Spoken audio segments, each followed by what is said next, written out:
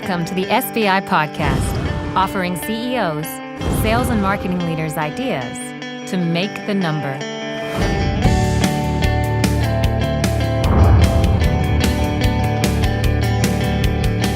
Welcome to the SBI Podcast, a weekly broadcast dedicated to helping you make your number by getting your peers to share with you how they make theirs. Today's topic is how to attract, train, and retain talent in micro markets using top grading. My name is Greg Alexander. I'm your host and CEO. And joining me today is Michael Jones. Michael, please introduce yourself to the audience. Sure. Thank you, Greg, and thanks for having me. Yeah, my name is Michael Jones. I am the founder and CEO of Pepperjam Performance Marketing. We're a digital marketing and performance technology firm headquartered in Wilkes-Barre, Pennsylvania, with 10 offices around the globe, and I'm really excited to be here today. So I know you're passionate about the concept of micro markets. So tell us a little bit about Wilkes-Barre, Pennsylvania. I am, and I appreciate the question. So one of the secrets really to our success as an organization has been the fact that we've been in non-metropolitan markets. Particularly Wilkes-Barre is the area where I founded the business and still remains the headquarters today. What's unique about the Wilkes-Barre market and many other markets like it around the United States and ultimately the world is that it sets up for some fantastic advantages as it relates to building a company and growing and retaining world-class talent. We do continue to have satellite offices in other locations, but some of the benefits and why I'm passionate about these non-metropolitan markets, and let me qualify it, what's key to these non-metropolitan markets is the fact that there is access to universities in particular, which is the case in Wilkes-Barre, Pennsylvania, which is about an hour and 40 minutes to the northeast of Philadelphia and about the same distance from Manhattan. Having access to university talent, we have about 14 universities within driving distance of our Wilkes-Barre headquarters. It gives us a really what I'll call unique setup because we're a big fish in a small pond. Mm-hmm. And what I mean by that, it really creates some unique advantages over running a business in the more metropolitan markets. Particularly, we're able to make a big splash in these local areas to absolutely attract the best talent available in the area, since we're not fighting the same level of competition that you may find in Silicon Valley or in Manhattan. Secondly, obviously we're able to run the business in a more cost-efficient way because the cost of living is simply more attractive in these types of areas. And thirdly, we don't need to spend nearly as much on retraining and filling locations through recruitment because our attrition levels are very, very low in these markets. Again, not fighting constant competition from recruiters allows us to develop a very mature team with very low attrition rates and saves us an enormous amount on both recruitment and training, constantly having to start over with new employees. So it's a very efficient model. It allows us to build a winning team with fantastic talent and continue to grow one of the most tenured staffs in all of digital marketing. All right, that was a great description as to why you operate your headquarters and your satellite offices in non-metropolitan markets. And I'll tell you a funny story. My wife is from Abilene, Texas, and Abilene is a small town. And every spring, we go to the cemetery cleanup. And this cemetery is about, 200 years old. And my wife's family settled in Texas before Texas was a state. And all of our ancestors are in the cemetery. So all of the cousins and the great aunts and all of that come together every year. And there's a few businesses in this town. And they've been there for, multi-generations. They have absolutely no employee turnover. And their source is Abilene Christian University, which is right there. So I've experienced your hidden secret firsthand and believe in it myself. Yeah, that's funny. Yeah, it does definitely exist, and I know other entrepreneurs that are building businesses in similar locations and finding success. So while I'm excited to tell the story, I also worry that the secret will get out. Well, I think it's out, but I don't know if everybody has the courage that you do. All right, let's shift gears and talk about top grading in particular. So top grading, for those that don't know, is a talent management process that was created by Dr. Brad Smart several years ago. I was a client of Dr. Smart's when I was at EMC Corporation. And then when I went and founded Sales Benchmark Index, or known as SBI, we co-authored a book together called Top Grading for Sales. And it applies the principles of top grading, which were in the top grading book, generic, to the discipline of sales. And so here it is, 2016. So we're 8 years after that, and I've seen dozens, if not hundreds, of implementations. And I understand that you're a fan of this technique and you've used it to enhance your strategy around non-metropolitan markets. So why don't you tell the audience a little bit about that? Yeah, absolutely. So I am personally a huge fan of top grading. It's what we consider to be one of the absolute Bibles of our business, amongst a few other key books and key philosophies. But honestly, I couldn't even imagine functioning in a business without our top grading approach, which has really become central to the way we bring in talent into this organization, retain it, and train it. So, so you definitely have a big fan of me around the top grading system. So the way we think about it, ultimately, if you wanted to put it on a bumper sticker, is top grading allows us to drive and create talent centered around A players. Ultimately, the acquisition of A-level talent is the ultimate goal for our business, and we're looking for A-level talent to make up the largest proportions of our staff, which is ultimately our most important asset, our people. What's really fantastic, and I think an advantage of this very result of top grading in non-metropolitan markets in particular, is that, as you can imagine, word gets around in small towns probably a little bit easier than it does in some of the larger population centers. And ultimately, A players attract other A players. People that have world-class standards and approaches to the way they live their lives and handle their professions are certainly, the word gets out and they want to be around like-minded people.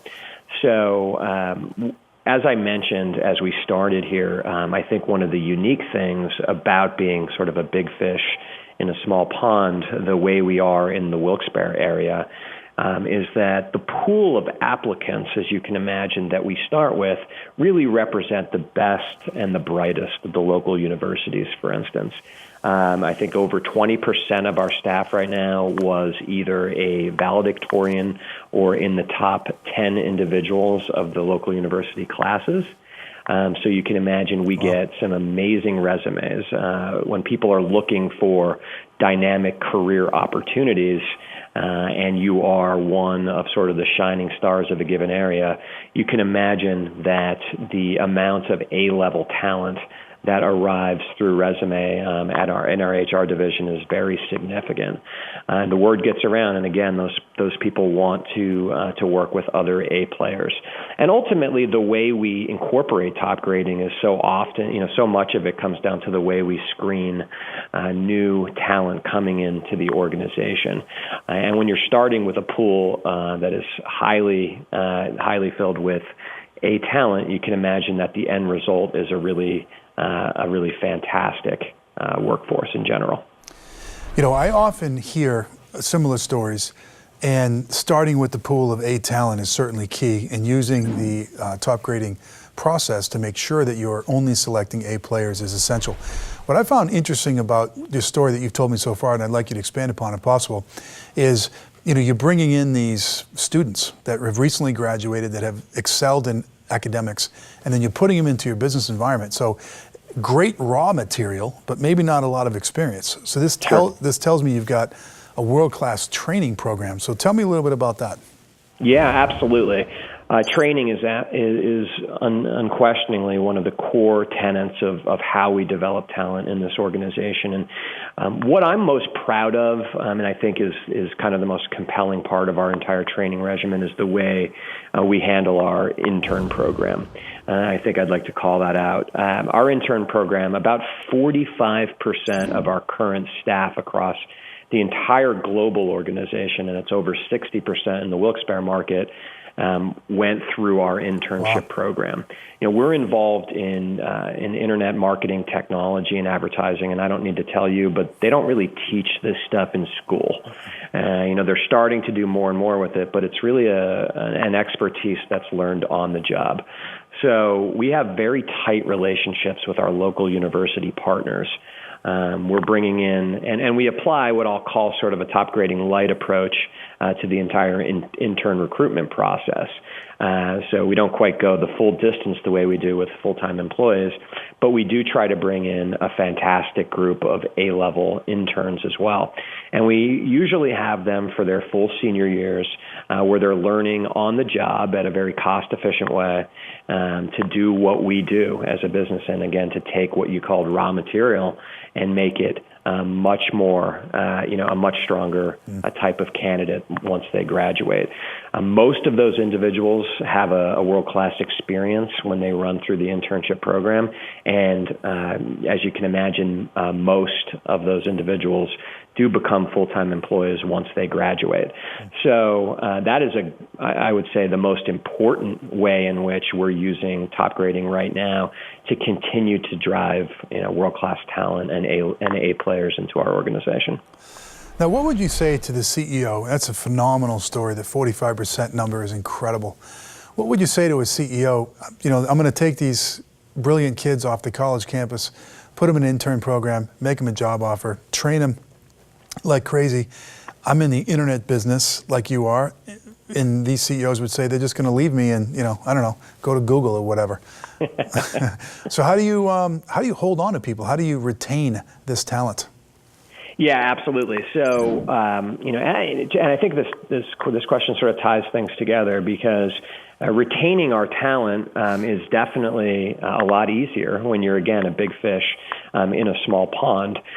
We try to have a very unified experience for people that become members of our team, and ultimately, we're trying to create a true family-like experience for the individuals that are part of this. This is the time they spend more, more than anywhere else, and we expect that if they're connected emotionally to this business, they're going to stay with us. We're not fighting off competitors the same way. I do run offices in Manhattan and out in the Silicon Valley, and even those small offices can often take up a ton of recruitment time, et cetera, as individuals are more focused on building resumes and jumping from one job to the other. However, being just a big fish in a small pond and having one of the best experiences in a local market for these A players it's not enough to keep them. A people want to grow and experience both individual and career growth if they're going to stay committed to an organization. And I think it's the culture that we've created following the top grading screening, et cetera, and the dedication to training that has absolutely created a culture that these individuals want to remain a part of. It's really what I call a peer-out culture. Individuals that do not play at a high level or hold themselves to world-class standards generally don't last very long in our business, but the people that do find it to be an incredibly rewarding experience. And we back that up more than just subjectively. Objectively, the way we reward people and the way we look at our company is, let's start with the best pool of people possible. Let's put the investment and time at the beginning in both the internship program and in the general recruitment program to ensure we're bringing in the best of the best people. But once they're in here, what we do, and it is just disproportionately reward the top 20%, what I'll call the top A performers in the business. And really, we hope to create a form of light and fun competition amongst the staff to always want to be a member of that top 20%, which is receiving the lion's share of the rewards, both financially and from a praise type of standpoint within the business. The middle 60% of the organization is, again, there's a rigorous training regimen with the specific goals of being customized in order to get those individuals up into that 20%, give them the opportunity to constantly strive for that, and then to take the bottom 20% and if we make that decision that they're not going to become part of the 60%, to move on from them as fast as possible so we can keep an efficient model going of new talent from a strong pool coming into the business. Yeah, very well said. You know, since I wrote Top Grading for Sales with Dr. Brad Smart a few years ago, I've seen hundreds of companies flee big cities and flock to smaller cities and thrive. The myth that smaller cities does not have a trained labor pool is just that, it's a myth, and we have certainly seen Michael and his example prove that to be true. So something for all you CEOs to be thinking about. Okay, we're going to take a quick break, but before we do, I want to let our audience know that we just released our annual workbook for 2017, titled How to Make Your Number in 2017. It was written for executive leadership teams inside of companies with aggressive revenue growth targets who have a lot on the line and not a lot of time to waste. So if you're hitting your 2017 planning cycle, so when you're listening and watching this, it's probably mid to late summer, you're going to want to read this, for it will increase your probability of making your revenue growth targets. You can get a copy at sbi.tips/2017 workbook. One more time, sbi.tips/2017 workbook. We'll be back in a moment. You're listening to the SBI podcast.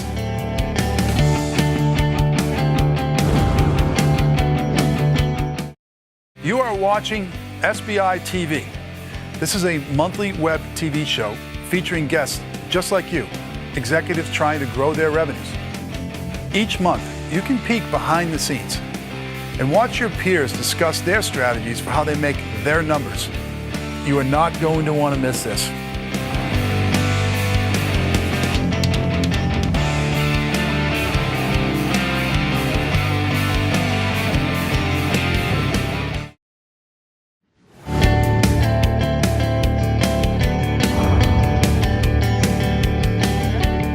Welcome back. You're listening to the SBI podcast. I'm your host, Greg Alexander, and today's guest is Michael Jones, CEO of Pepperjam.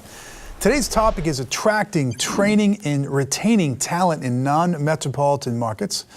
And I'd like to bring this conversation into focus a little bit and ask some sales and marketing specific questions. So let's go ahead and jump back into it. So, Michael, is your growth objective dependent on exceptional sales and marketing talent, or will a great product in the fast-growing industry be enough?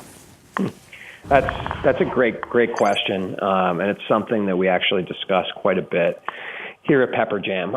The way I'd answer it is pretty straightforward, and I feel very passionately about this. I would say, product is simply never enough. And ultimately, people buy from people.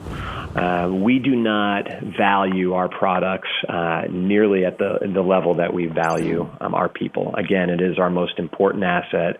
And I actually, being an entrepreneur and having been in this industry for some time, I know many individuals that had fantastic products who failed because they surrounded themselves with the wrong talent, whether it was in the sales, marketing, or leadership positions. Mm-hmm. So I would say, without question, applying the standards that we do, the top grading processes that we do to the sales and marketing teams, just as we do to the other parts of this organization, has really allowed us to scale this business. If I am as proud of our sales and marketing organization as just about any other part of our business. It is, as I refer to it, a well-oiled machine, and they are out there, and it is truly an A-level talent from end to end that has learned how to listen specifically to what clients want, and then to offer them up solutions to truly solve their problems.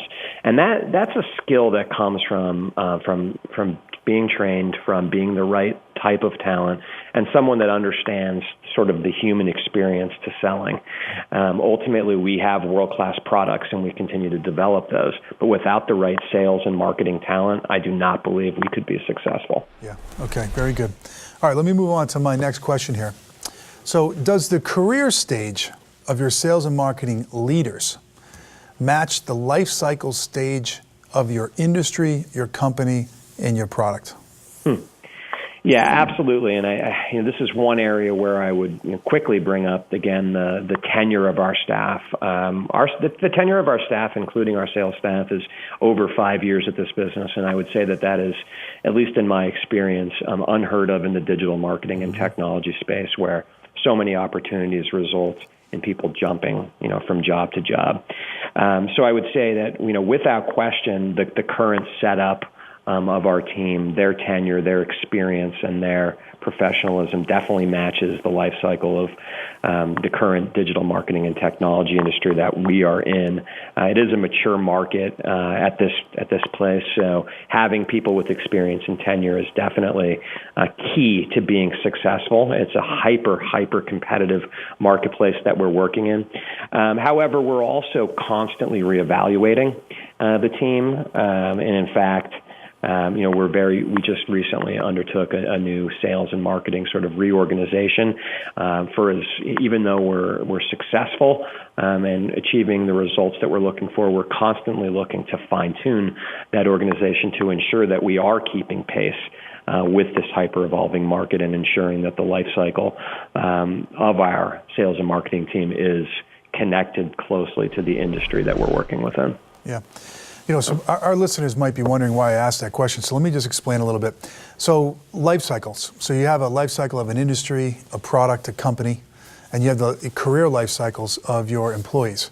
And what we have found is that when those things are in alignment, exceptional results can be had. So for example, let's say you're in a really new market and it has great growth potential, but it's also very risky. There's a million competitors, and it's a classic definition of an emerging market.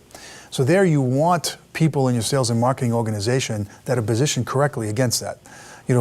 Hiring somebody into that high risk environment who's, late career thinking about retirement is probably a bad idea. You'll be out of alignment.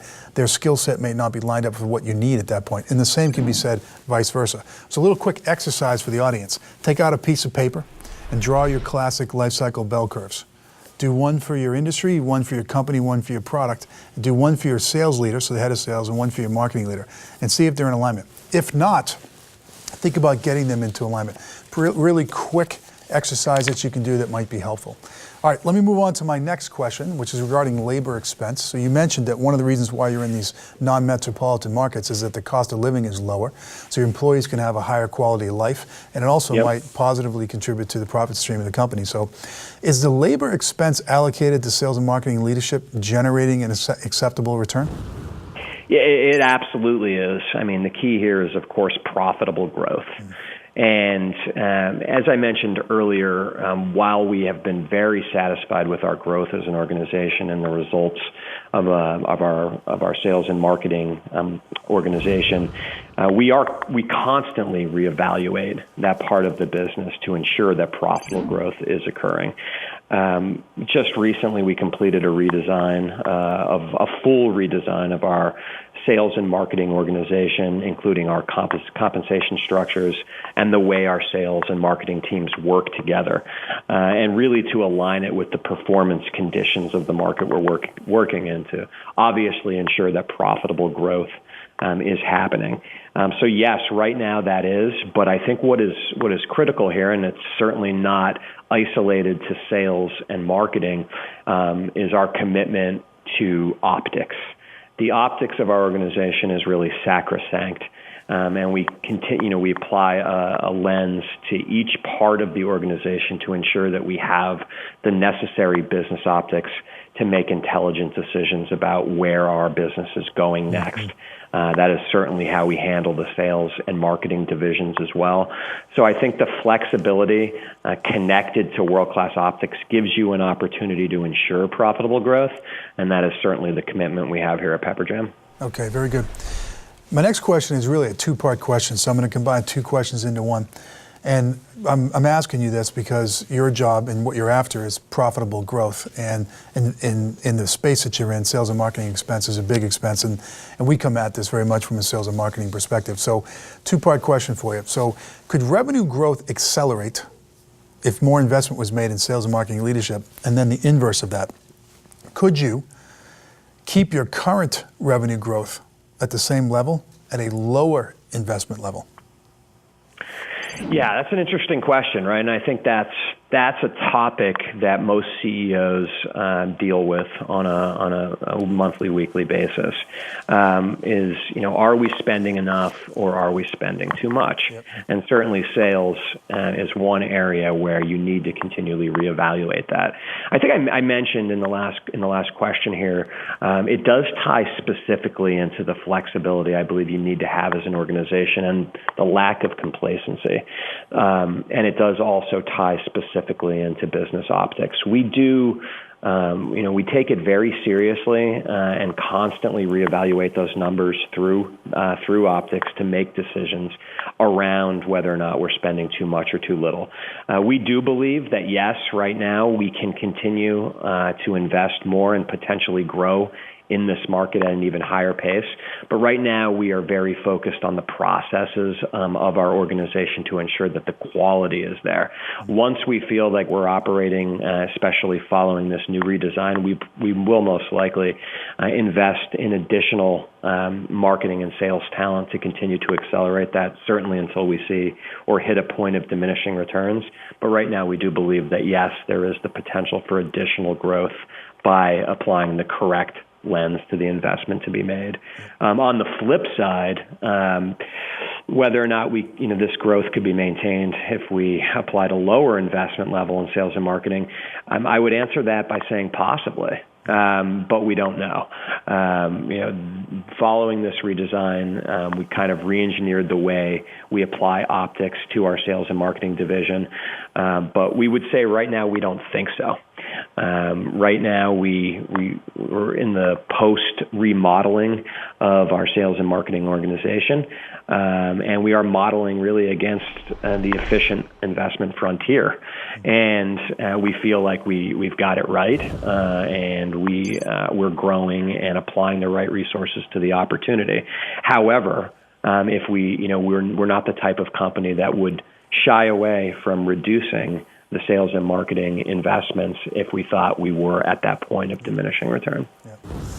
Okay, fantastic. This segment highlights the need to connect the talent strategy with the corporate strategy that we heard from Michael, as well as the sales and marketing strategy. And it's something that's always in flux. This equilibrium point between not spending enough and spending too much is something that you always got to be taking stock of.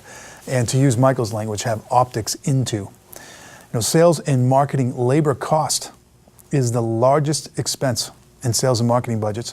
And for software-driven companies, sales and marketing can be close to 50% of revenue. So it's usually the biggest cost item, sometimes 3 to 4 times the size of investments in engineering.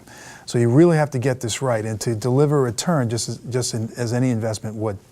So that's what we learned from that segment. All right, we need to take another break. Last one, we'll be back with our third segment. But before we do, here's something of value for you, the audience members. We just released a new app, the SBI app, and a new website. And the primary benefit of these 2 new tools that are now available to you free of charge is that it allows you to create an account and personalize your experience with us. This means you can select how often you want to receive our content, in what format, and on what topic. So download the SBI app from Apple's App Store, or go to our new website at salesbenchmarkindex.com/register. We'll be back with segment 3. Stick around. This is the SBI Podcast.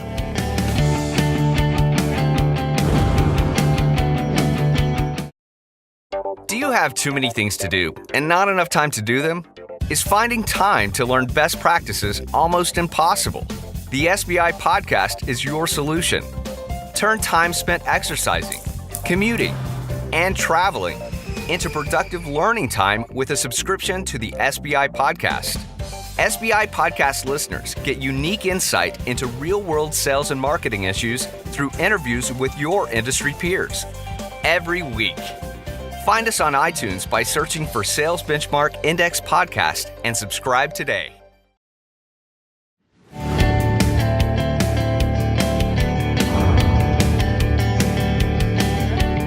Welcome back. Okay, this is our last segment with Michael Jones on the topic of attracting, training, and retaining talent in non-metropolitan markets. I'm your host, Greg Alexander, and let's get back to our questions. Sure. All right, so staying with this concept of matching your talent program, which yours is incredible, to the needs of your company in pursuit of this goal or this objective of profitable revenue growth. Will growth come from market expansion? And are the skills of sales and marketing leadership that you have right now appropriate? So in other words, is high water raising all ships? Yeah, it's an interesting question. So partially, absolutely. We are in a very fast growth industry. So, and there is a continual shift. And we're seeing in sort of global marketing dollars moving over to the industries that we play in.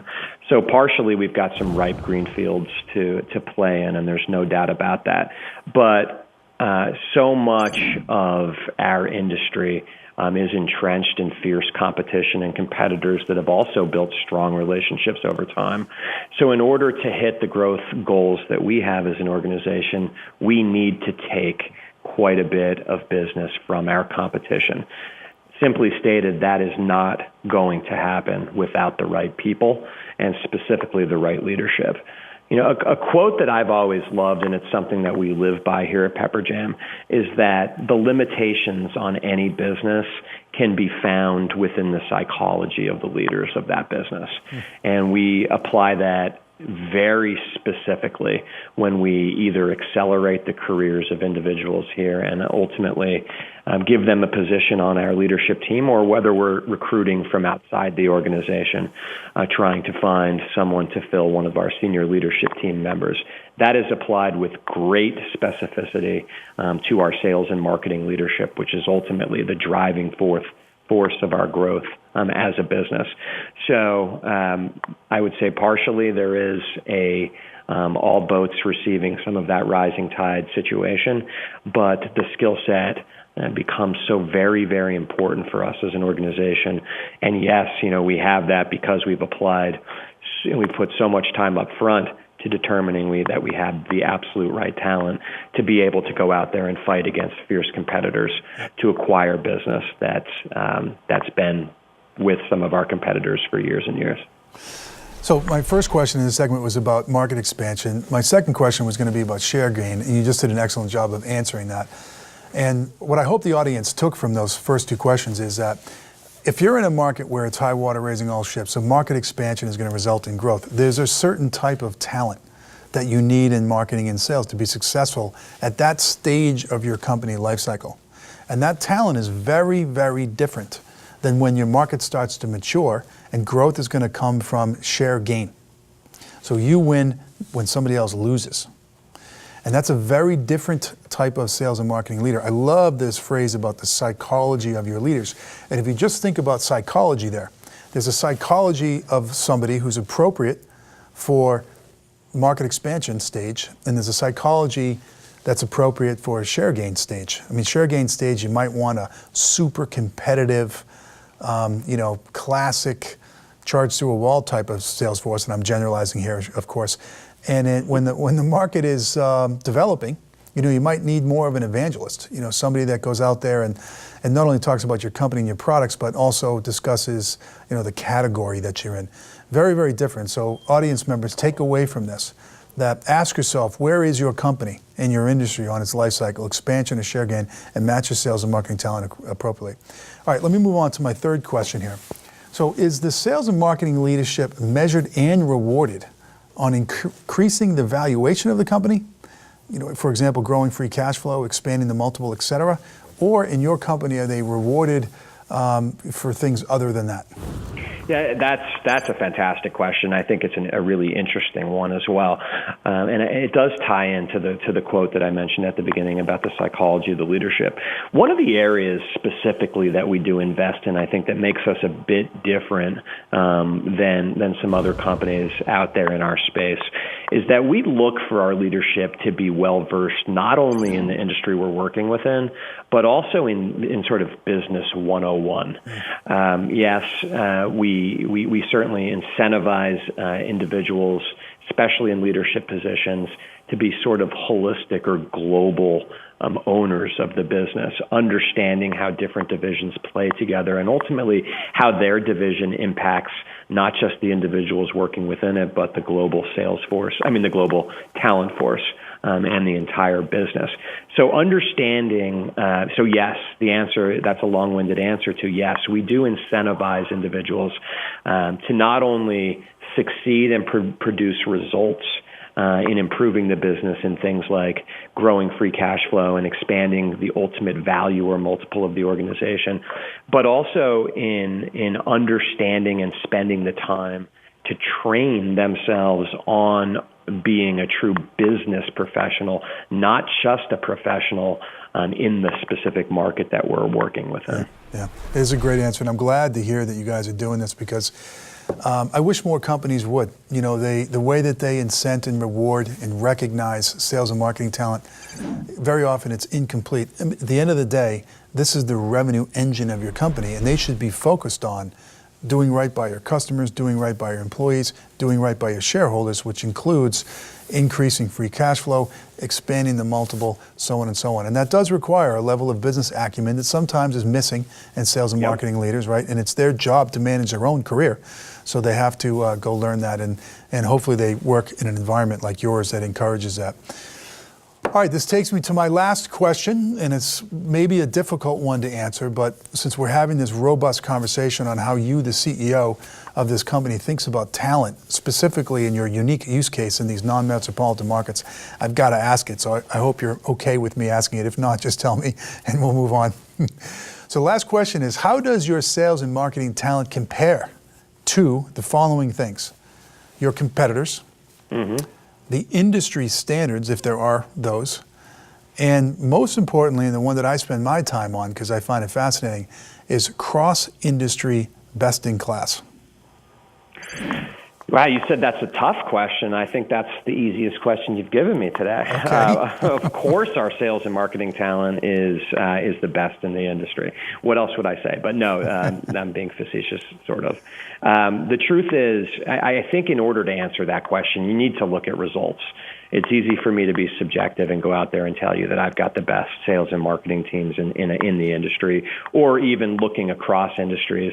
But ultimately, again, it's in the results, and you just need to look at the type of business that our sales and marketing organization is attracting to Pepperjam. We work with some of the best-known brands in retail and e-commerce and general commerce today, including some of the largest companies out there. Those organizations have a phenomenal level of expectations as it relates to the standards of an organization that they would even consider partnering with, let alone turning over some of their most critical and important channels to this business. And this is actually a question that highlights to me the thing that I'm most proud of as the CEO of this business and running an organization in a non-metropolitan area. There is a bias of thinking that businesses are uncomfortable or only want to work with a company that's, say, headquartered in Manhattan or in Silicon Valley because, as we all know, the old quote, you never get fired for hiring IBM. And I think we've been able to transcend that bias. The only way that bias can be transcended is through great people doing great work with great products. And I'm very, very confident. If all you need to do is look at our client roster of nearly 2,000 clients to show that the results of the phenomenal talent in our sales and marketing team is at the very apex of the industry. Yeah. You know, so audience, the reason why I asked that question at the end there for Michael is that, you know, as the author of Top Grading for Sales, I would tell you that it's often missing. Most of you probably have wonderful sales and marketing leaders, and good for you. I'm happy that that's the case. Constantly be asking yourself, be outward in here, and saying, hey, how does my talent level, not just in sales and marketing, although that's our focus today, but across the board, how does it compare to these cross-industry best practices? And a little helpful hint that I will share with you is that it's very, very often the case you can recruit talent from outside of your industry that when landed in your industry and in your company with a certain set of performance conditions, like this wonderful culture that we heard about today at Pepperjam, that they will just absolutely be rock stars. So try not to limit yourself to industry think. Not that it's not important, it is, but industry knowledge, product knowledge, these are things that can be taught, and these are things that can be learned. You know, some of these competencies or capabilities that we're born with can't. And sometimes they're in large supply in other industries. So pick your head up and think outside of your own industry. All right, so Michael, you were fantastic. I am a huge fan of your story. It's unconventional and contrarian in many ways. Not surprising that you're an entrepreneur, I might say, as I am myself. And I was inspired today, so thank you for being on the show. Greg, it's been an absolute pleasure and really an honor to talk with you today, so I appreciate the time so very much. Great. All right, and I want to thank you, our SBI audience, for tuning in. If you want to learn more about attracting, training, and retaining talent in non-metropolitan markets and the other emerging best practices top leaders are deploying to make their numbers, go to salesbenchmarkindex.com/register and subscribe to our site. But until next time, I wish you good luck as you try and make your number. This has been the SBI Podcast. For more information on SBI services, case studies, the SBI team and how we work, or to subscribe to our other offerings, please visit us at salesbenchmarkindex.com.